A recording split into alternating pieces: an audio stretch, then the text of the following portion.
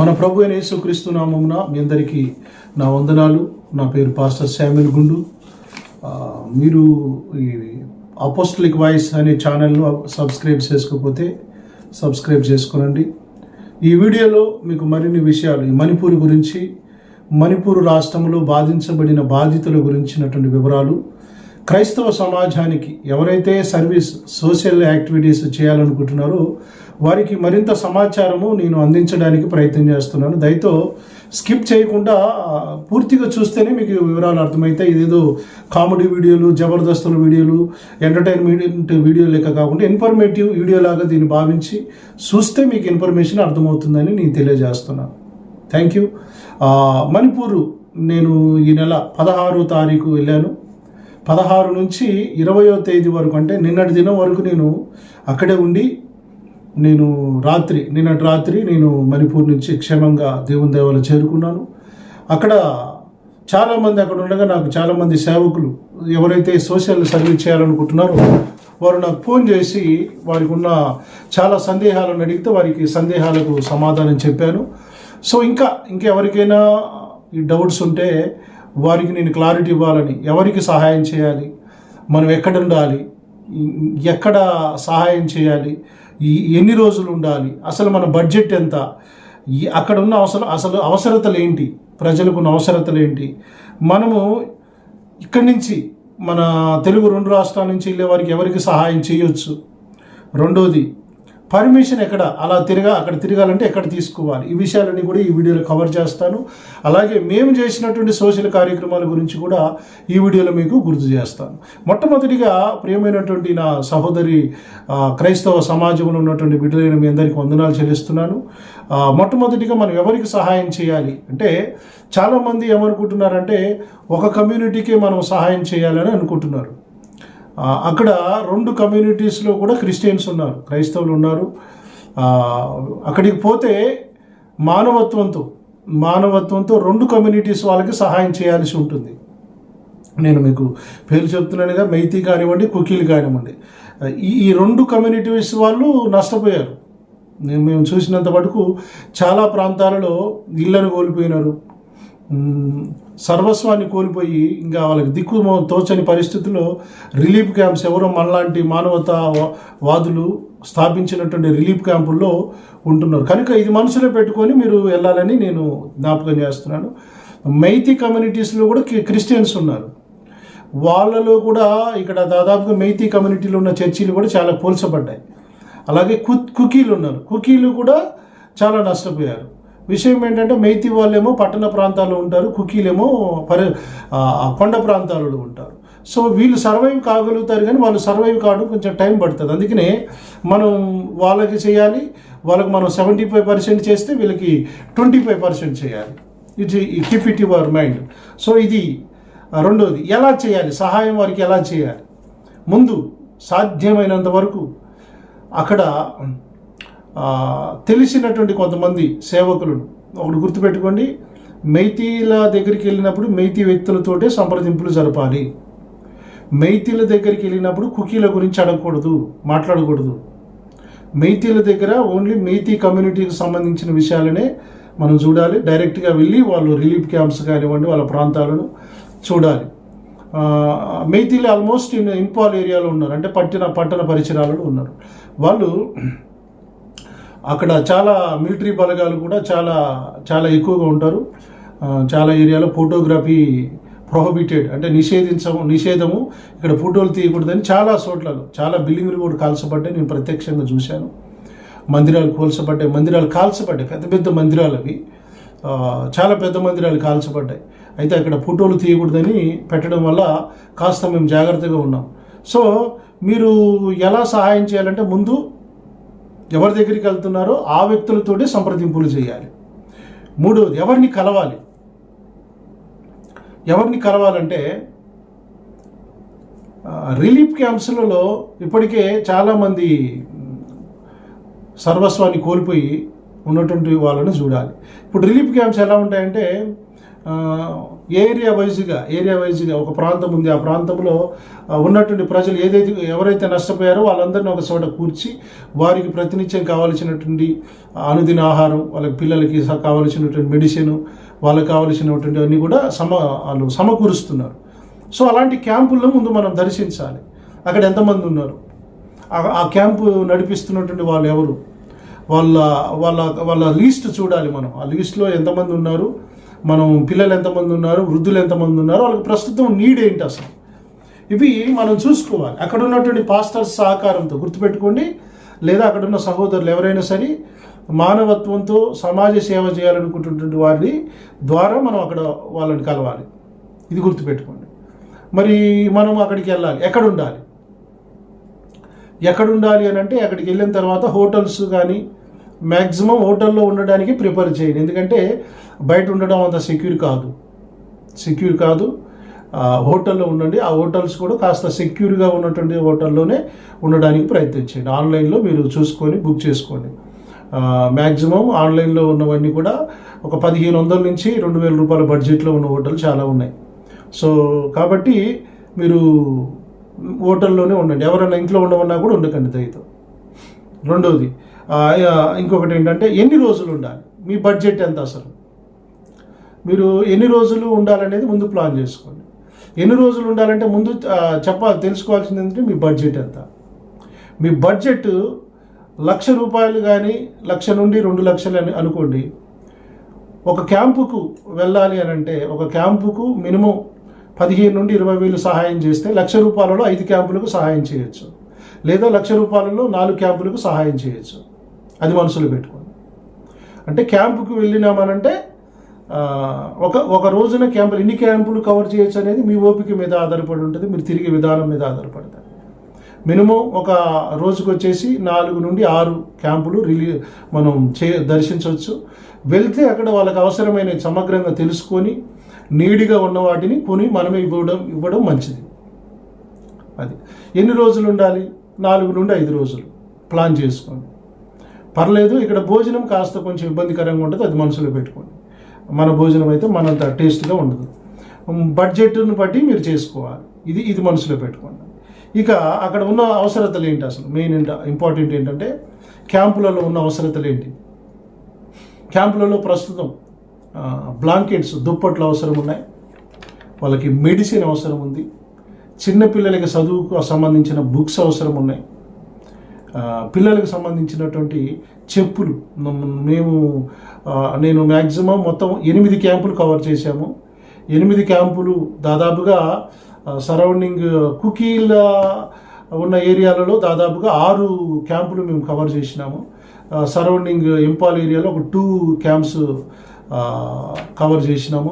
అలాగే అక్కడ సేవకులు, పాస్టర్స్ని కూడా మేము ఒక చోట గ్యాదర్ చేసి వాళ్ళకు కూడా కాస్త మేము ఆర్థికంగా ఎవరైతే నష్టపోయినారు, కూలిపోయిన మందిరాలు చాలామంది ఉన్నారు, వాళ్ళకు కూడా కాస్త మేము తీసుకెళ్లిన సహాయంలో నుంచే ఒక 8 క్యాంపులకు, ఈ మొదటి ట్రిప్లో 8 క్యాంపులకు సహాయం చేయగలిగినాం. కాబట్టి అక్కడికి వెళ్ళిన తర్వాత మీరు సోచ్ చేసుకున్నటువంటి వ్యక్తుల మీద ఆధారపడింది. అంటే మీకు గైడ్ చేసే వ్యక్తులు కరెక్ట్ అయ్యి ఉండాలి. అయితే కుకీల దగ్గరికి వెళ్ళేటప్పుడు కాస్త జాగ్రత్తగా ఉండాలి. కుకీల దగ్గరికి వెళ్ళేటప్పుడు ఏంటంటే ఆల్మోస్ట్ హిల్ ఏరియాస్, అంటే పర్వతాలలో, కొండల్లో ఉంటారు. వాళ్ళ దగ్గరికి వెళ్ళాలంటే కొంచెం డిఫికల్టీ ఎక్కువ ఉంటుంది, చాలా కష్టం. మిలిటరీ వాళ్ళు ఎక్కువ చెకింగ్లు ఉంటాయి. వాళ్ళ దగ్గరికి పోతుంటే మిగతా వాళ్ళు కూడా బండ్లు ఆపి చూస్తూ ఉంటారు, మీరు ఏం తీసుకెళ్తున్నారు, వాళ్ళకి ఏం తీసుకుపోతున్నారని చెక్ చేస్తారు. అది మనసులో పెట్టుకోండి. అంటే కుకీల దగ్గరికి వెళ్ళేటప్పుడు ఇంపాల్ ప్రాంతం నుంచి సామాన్లు ఎవరు తీసుకుపోకూడదు. కుకీల దగ్గరికి వెళ్ళేటప్పుడు వాళ్ళ ప్రాంతంలో దగ్గర పట్ల పెద్ద సిటీ అయినా ఒక పట్టణం మోడల్లో ఉంటే వాళ్ళ దగ్గర అక్కడే కొని వాళ్ళకి ఇవ్వడానికి ప్రయత్నం చేయాలి. ఇది గుర్తుపెట్టుకోండి, మ్యాక్సిమం గుర్తుపెట్టుకోనండి. అక్కడికి పోయేటప్పుడు చిల్లరగా ఆలోచించి చిల్లరగా తిరగడం అనేటువంటి బుద్ధులు, ఆలోచనలు ఉండకూడదు. ఏది పడితే అది నేను ఫోటో తీస్తాను, ఏది పడితే అది వీడియో తీస్తానంటే కాస్త రిస్కులో పడే అవకాశం ఉంది, గుర్తుపెట్టుకోండి. ఇక మనం ఈ వీడియో చూస్తున్నటువంటి వాళ్ళు చాలామంది, మనం మణిపూర్ చాలామంది మేము వెళ్తున్నాం, మేము సహాయం చేస్తున్నాం మణిపూర్ బాధితులకు అంటున్నారు. ఈ కార్యక్రమాన్ని చూస్తున్నటువంటి వారికి ఒక సలహా, మీరు ఎవరికి సహాయం చేయొచ్చు. చాలామంది సంఘాల ద్వారా, చాలా పెద్ద పెద్ద చర్చిలు వాళ్ళకి సహాయం చేస్తే వాళ్ళు పోయి అక్కడ ఉన్నటువంటి కొన్ని మెయిన్ లైన్ చర్చెస్ కొన్ని ఉన్నాయి, వాళ్ళకి సపోర్ట్ చేస్తున్నారు. వాళ్ళు ఏదో అడపదడపుగా పైపైన చేసుకుంటూ చేస్తున్నారు. సో మీరు ఎవరికి సహాయం చేయొచ్చు అని అంటే, నమ్మకస్తులైన సేవకులు, ఎటువంటి లోభత్వానికి అవకాశం లేకుండా సమాజ సేవ పట్ల భారం కలిగిన సేవకులకు మీరు సపోర్ట్ చేయొచ్చు. వాళ్ళకే చేయండి. మేము పెద్దవాళ్ళకి ఇచ్చినామంటే మెయిన్ లైన్ చర్చెస్ కనంటే అక్కడ మెయిన్ లైన్ చర్చెస్ ఎక్కువ అంత కేరింగ్ ఏం తీసుకోవట్లేదు. మేము చూసినంత వరకు పెద్ద పెద్ద ఆర్గనైజేషన్స్ వాళ్ళు అక్కడ చేసేది కూడా ఏం లేదు. మాలాంటి వాళ్ళు మేము వెళ్ళి క్యాంపులలో చేసిన క్యాంపులు పర్వత ప్రాంతాల్లో ఉన్నాయి.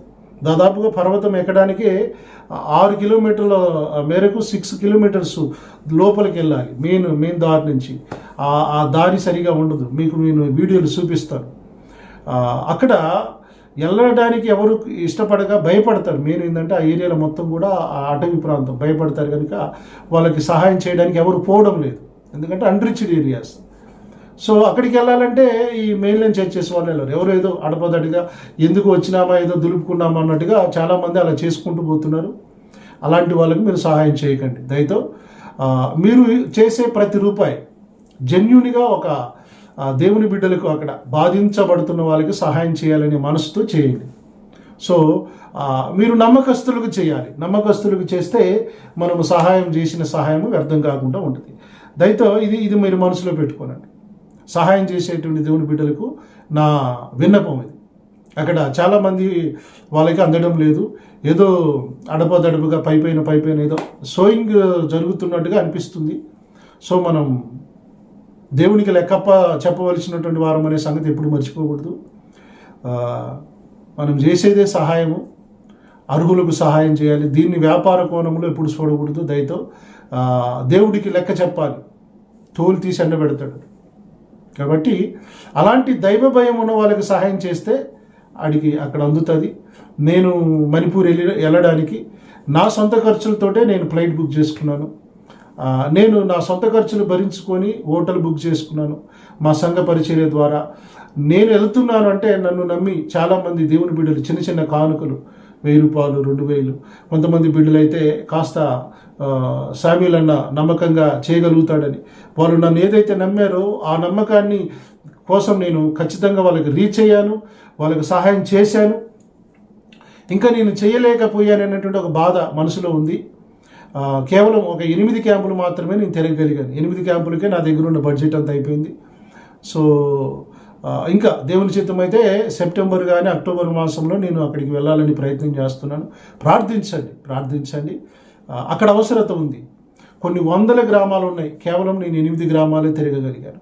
ఇంకా కొంతమంది వెళ్తున్నారు, కానీ అక్కడ ఉన్న బాధితులకు సహాయము మనం ఇప్పుడు తెలుగు 2 రాష్ట్రాలలో చాలామంది స్పందిస్తున్నారు. నేను చాలా సంతోషంగా ఉన్నాను. ఒకనాడు ఇటువంటి సహాయం చేయాలంటే ఎవరు ఫారినర్స్ మాత్రమే స్పందించేవాళ్ళు, కానీ ఈ రోజున మన తెలుగు క్రైస్తవులందరూ కూడా స్పందిస్తున్నారు.